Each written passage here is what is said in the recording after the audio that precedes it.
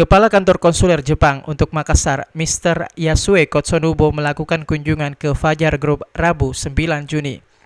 Mr. Yasue Kotsonubo yang diterima langsung oleh sejumlah unsur pimpinan perusahaan dan korporat di bawah pimpinan naungan Fajar Group di lantai 19 Gedung Graha Pena menyampaikan rasa bangga sebab Fajar Group menjadi salah satu media yang memiliki perkembangan pesat dari masa ke masa. Mr. Yasue Kotsonubo berharap usai pertemuan tersebut akan terbangun hubungan baik dalam hal kerjasama maupun sinergitas antara Fajar Group dalam mengawal kerja-kerja konsuler Jepang di Makassar. Mengingat Fajar Group bukan hanya membawahi sejumlah media, namun juga terbuka peluang kerjasama baik di bidang pendidikan maupun kesehatan.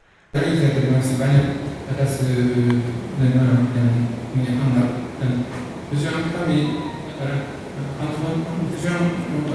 kantor konser kami adalah untuk meningkatkan hubungan antara Jepang dengan Indonesia, khususnya Sulawesi Selatan, dan juga selama ini sudah menjalin hubungan yang baik dengan berbagai bidang, khususnya bidang ekonomi, dan juga bidang budaya, dan juga bidang pendidikan.